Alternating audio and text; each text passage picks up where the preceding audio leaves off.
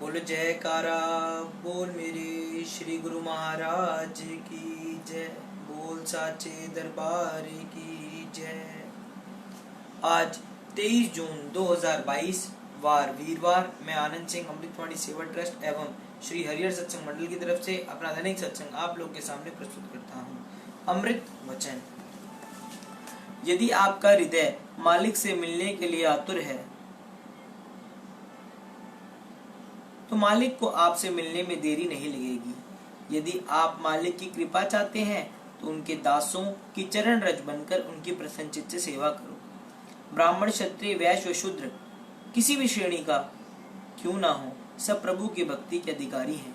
जिनसे आपकी मैत्री है या सच्चा हित है उन्हें भी आप ऐसी शिक्षा दें जिससे वे श्री कृपा पात्र बन सकें। मालिक से अगर मिलना चाहते हो तो उसके प्यारों से मिलो और उनके परामर्श के अनुसार चलना। मालिक से मिलने का यत्न करो। आपका सच्चा धन है नाम, वही पूंजी अंत तक साथ देगी। आत्मिक मार्ग में चलते समय यदि कष्टों का आए तो उन्हें शांति पूर्वक सहन कर लेना चाहिए। घबराना नहीं चाहिए, अभी तो कृपा की याचना करनी चाहिए। जैसे बालक को रोते हुए देखकर माँ उसके पास आए बिना नहीं रह सकती, वैसे ही भक्तों की प्रार्थना सुनकर भगवान आने में क्षण भी विलंब नहीं करते। मालिक से लाखों करोड़ों ना मांगकर केवल उनकी कृपा मांगनी चाहिए, जिससे जीव माला माल हो जाता है और कृत्य कृत्य हो जाता है। मन ने ही तुझे जन्म जन्मों से अपने मालिक से विलग कर रखा है, अब उसका कहना ना मानो। भाग्य से श्री सद्गुरु की शरण प्राप्त हुई है, इसलिए अपने जन्म को उनकी आज्ञा में ही डालकर सफल बना लो। संसारी लोग झूठे मायावी संबंधों और पदार्थों के लिए कितना रोते हैं, फिर भी वे अपने नहीं बनते। भगवान के लिए यदि दो आंसू बहाए तो भगवान उनके सच्चे मित्र और सहायक बन जाएं। जो सेवक भक्ति के लिए कष्ट, मुसीबत व निंदा सहन करता है, सद्गुरु सदैव उसके अंग संग रहते हैं। परिणाम स्वरूप वह जग में कीर्ति प्राप्त करता है। परमार्थ के मार्ग पर चलने वाले को अपने आत्म कल्याण का प्रयत्न करना चाहिए। ऐसा ना हो कि शरीर की चिंता में लगा रहे और अपनी आत्मा का ख्याल ही ना रहे। इस वचन को सफलता की कुंजी समझें कि कार्य प्रारंभ करने से पहले अन्य सब इच्छाएं त्याग मन से सर्वकला समर्थ श्री सद्गुरु का एकाग्र चित्त से ध्यान करें तो निश्चय ही कार्य पूर्ण हो जाएगा तथा कोई संकट नहीं व्यापेगा। जब चारों तरफ वातावरण प्रतिकूल दृष्टिगोचर हो और कोई युक्ति ना सूझे तो सद्गुरु का सहारा लेकर धैर्य से आंतरिक आवाज सुन कार्य में हानि नहीं होगी। ब्रह्मा रूप में चाहे हानि का अभ्यास हो परंतु अंत में अत्यंत लाभ होगा। उसका नाम सेवक नहीं है जो अपने ख्यालों से बड़ा काम करे। जिसको जिस प्रकार की सेवा श्री सद्गुरु प्रदान करे और वह उस पर कुर्बान जावे, उसका नाम सेवक है। जो सेवक अपनी खुशी के लिए सद्गुरु की प्रसन्नता का विचार ना करे उसे बुद्धिहीन समझो। जिस बात पर सद्गुरु प्रसन्न हो उसके ऊपर जो तन मन धन अपनी खुशी आदि सब निछावर कर दे वही सेवक है। प्रेमी के हृदय में प्रभु विराजमान होते हैं, इसलिए उसके हृदय को ठेस नहीं पहुंचाना चाहिए। सद्गुरु के श्री वचन सब ग्रंथों का सार तत्व है। जो नम्रता धारण कर सद्गुरु की प्रसन्नता ग्रहण करे उसका नाम सेवक है। भगवान के वचन है, जब याद करता है मुझे प्रेमी हृदय से एक बार एकदम आ जाता हूँ, चाहे रहूं 7 समुंदर पार। यह मालिक का वर है कि जो अहंकार को त्याग कर श्री वचनों को हृदय से मनन करेगा उसका भक्ति मार्ग निष्कंटक होगा और सद्गुरु की सहायता मिलेगी। जो अपनी मान्यता में उलझकर श्री सद्गुरु की मौज या प्रसन्नता को विस्मृत कर दे और दूसरे के दुख का भी ध्यान ना करे तो वह सेवक नहीं कहलाता। जिस सेवक ने श्री सद्गुरु का वचन बुला दिए वह चाहे कितना भी धन या बढ़ाई प्राप्त कर ले उसे प्रसन्नता नहीं मिल सकती, क्योंकि उसने अपनी वास्तविक पूंजी तो गवा दी है। जिस पर सद्गुरु की कृपा होती है उसे समय समय पर कभी प्रेम से और कभी ताड़ना के रूप में वे समझाते हैं कि ये माया भ्रम है, इससे सतर्क रहना। जिस पर सद्गुरु की अगर मान चाहोगे तो प्रेम रस का पान नहीं कर सकोगे। ये कार्य मैं नहीं कर सकूंगा ऐसा कमजोर विचार नहीं होना चाहिए। सद्गुरु मेरे अंग संग है, मैं सब कुछ कर लूंगा, यही भावना रखनी चाहिए। सद्गुरु को जिस बात की चिंता हो जब तक सेवक वह पूर्ण ना करे तब तक उसे सुख की निद्रा नहीं सोना चाहिए। जिसने दिल को से सद्गुरु का आधार लिया है उसे सुख दुख मान अपमान स्पर्श नहीं कर सकता। लोगों को चाहे ये आभास हो कि अमुक व्यक्ति दुख सहन कर रहा है, परंतु वह उससे न्यारा व निर्लेप रहता है। संसारिक दुख ही वास्तविक सुख की ओर ले जाते हैं। घबराओ मत, इस क्षण भंगुर दुख को सहन कर भक्ति की तरफ रुख करो तो स्वयं ही सुख की प्राप्ति होगी। जब मूल्य दिए बिना कोई भी संसारिक वस्तु नहीं मिलती, तो प्रेम जैसी अमूल्य वस्तु मूल्य दिए बिना कैसे प्राप्त हो सकती है? वह तो दिल देने से ही उपलब्ध होगी। जब सेवक का दिल श्री सद्गुरु के वचनों तथा आज्ञा में लय होकर एक रूप हो जाता है, तो ऐसी प्रसन्नता का पारावार नहीं रहता। इसी प्रसन्नता की मस्ती में मैं मेरी अथवा खुदी के आवरण विनष्ट हो जाते हैं। आप सद्गुरु का द्वार छोड़कर अन्य किसी भी द्वार पर भटक कर व्यर्थ परेशान मत होइए। पूर्ण विश्वास रखिए तो आपके कार्य स्वतः ही सिद्ध हो जाएंगे। श्रद्धावान ही लीलाधारी प्रभु की लीला देख सकते हैं। ऐसे अनन्य प्रेमियों के लिए भगवान वैकुंठ के सिंहासन छोड़ सदैव उनके साथ विचरण करते रहते हैं। लाखों करोड़ों में ऐसा कोई भाग्यशाली होता है जो एक पल भी मालिक से दूर ना रहे और एकांत में बैठकर उनसे बातें करे। मालिक के प्यारों की शान देखकर उनसे ईर्ष्या नहीं करनी चाहिए, बल्कि मालिक से यही याचना करनी चाहिए कि मुझे ऐसा बनाइए कि मैं भी आपके दिल को भा जाऊं और आपकी कृपा से आपके दरबार से मैं स्वीकृत हो जाऊं। सेवक और स्वामी का जन्म जन्म से प्यार है। स्वामी के लिए सेवक अनेक कष्ट व कठिनाई सहन करता है और श्री चरणों में विनती करता है कि ये मालिक मुझे और अधिक प्रेम दो। ऐसी प्रार्थना स्वीकृत कर मालिक ने उसके साथ पक्का इकरार किया है कि तुमसे हम एक क्षण भी दूर नहीं रहेंगे और तुम्हारे हृदय में निवास करेंगे। जो सेवक श्री सद्गुरु के चरणों में चतुराई छोड़कर प्रेम धारण कर नम्रता पूर्वक दिन प्रतिदिन प्रार्थना करता रहेगा, तो सद्गुरु उसे मन माया के चंगुल से बचा लेंगे। हे मेरे सुखदाता और दुख हरण प्रभु, मैंने तुम्हारे द्वार पर आंचल बिछाया हुआ है। अपना बिरद संभाल कर अंत तक निज शरण में ही ओट देना। हे दयालु भगवान, आपने मुझ पर अनेक उपकार किए हैं। यदि आप ना मिलते तो मेरी बुरी दशा होती। मेरे कर्मों को देखकर मुझे छोड़ ना देना। अपना बिरद संभालना और मुझे भक्ति दान देना। श्री सद्गुरु परमहंस दीनदयाल प्रभु, आपकी महिमा बेअंत है। वेदों ने भी बेअंत गाई है। आप सदैव भक्तों के अंग संग हैं। मालिक अपने भक्तों प्रेमियों का प्रत्येक कार्य करने के लिए तत्पर रहते हैं।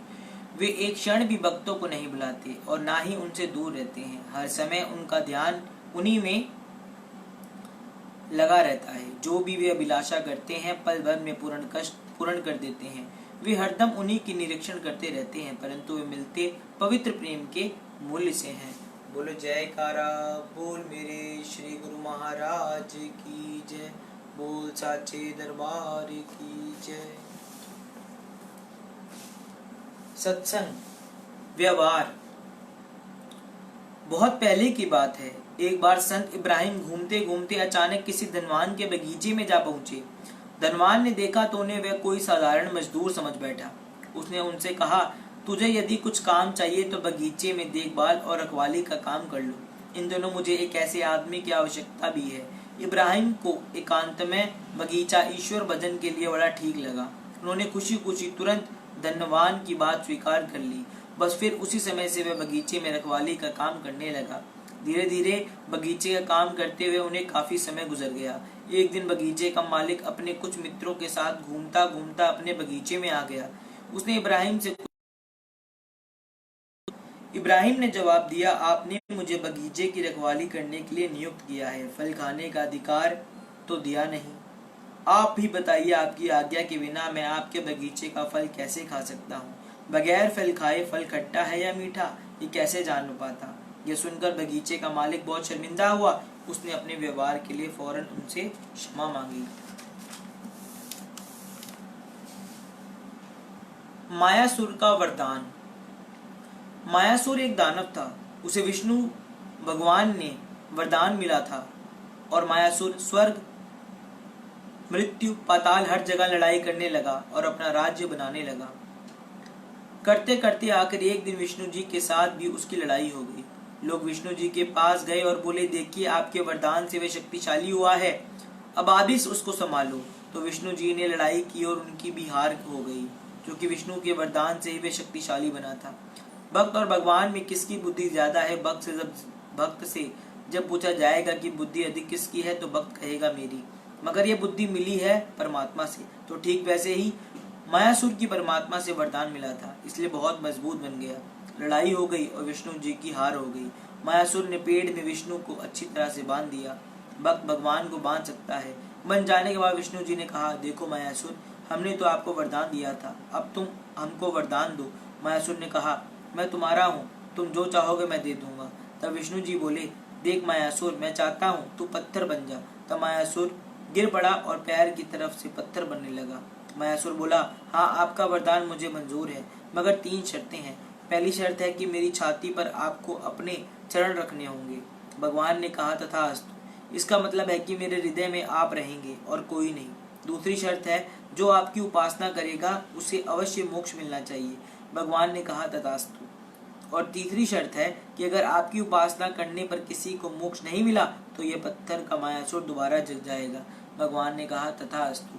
कितनी खूबसूरती से ये यहाँ मायासुर का चरित्र चित्रित किया गया है। अगर पापी दुराचारी इंसान जिस तरह से भगवान की उपासना करे तो मोक्ष मिल जाएगा। उपासना शब्द का अर्थ है अपने को परमात्मा से निकट ले जाना। उप मतलब निकट, अपने आसन को परमात्मा के पास ले जाना अर्थात साधना करना। बोलो जयकारा, बोल मेरे श्री गुरु महाराज की जय, बोल साचे दरबार की जय। सत्संग महामंत्र। आज से 450 वर्ष पूर्व की बात है। काशी नगरी में एक अत्यंत गरीब ब्राह्मण रहता था। वह शिव जी का परम भक्त था। उसकी एक कन्या थी जिसके विवाह के लिए वह बहुत चिंतित रहता था। विवाह के लिए धन की कामना से उसने श्री काशी विश्वनाथ से प्रार्थना की, हे प्रभु, आप मेरी इस कामना को पूर्ण कर दें। तत्पश्चात मैं अपना संपूर्ण जीवन भगवत सेवा में ही व्यतीत करूंगा। उस सच्चा चरित्र ब्राह्मण की दैन्यतिक से प्रसन्न होकर श्री आशुतोष उसकी श्री मंगल की चिंता करने लगे। रात्रि काल में श्री काशी विश्वनाथ ने स्वप्न में उस ब्राह्मण को आदेश दिया, हे ब्राह्मण, तुम आज से ही यहाँ से वृंदावन का प्रस्थान करो।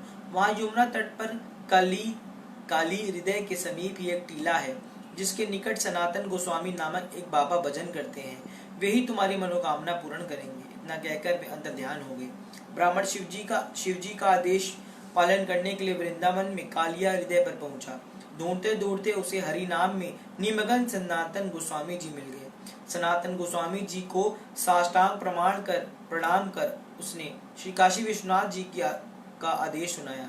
सब कुछ सुनने के बाद श्री सनातन गोस्वामी जी ने कहा, भैया, मेरे पास तो केवल एक लंगोट है और कुछ तो है ही नहीं। मैं तो भिक्षा मांगकर अपना जीवन निर्वाह करता हूँ। किंतु सनातन गोस्वामी सोचने लगा, आज जब मैं प्रधानमंत्री था तो आसानी से सहायता कर सकता था, किंतु अब तो बिल्कुल कंगाल हूँ, कैसे इसकी सहायता करूँ। जब ये आदेश शिव जी का है तो अवश्य कुछ न कुछ रहस्य की बात होगी। कुछ देर चिंता करने के बाद जब उन्हें कुछ स्मरण आया और उन्होंने कहा, देखो, एक बार वृंदावन की परिक्रमा करते समय मुझे एक पारसमणि प्राप्त हुई। बेकार समझकर मैंने उसे कूड़े में फेंक दिया था, तुम उसे ढूंढ लो। पारसमणि का नाम सुनते ही ब्राह्मण का हृदय आनंद से झूमने लगा। ब्राह्मण ने कूड़े में मणि को ढूंढना प्रारंभ किया।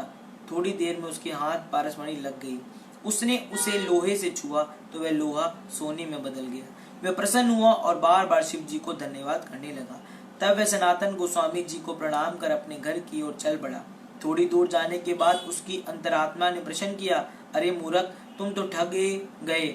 जरा सोचो कि जिस वस्तु को पाकर तुम निहाल हो रहे हो और फूले नहीं समा रहे हो, उसे तो बाबा जी ने कूड़े के ढेर में फेंक दिया था। यह तो उनके लिए तुच्छ वस्तु थी।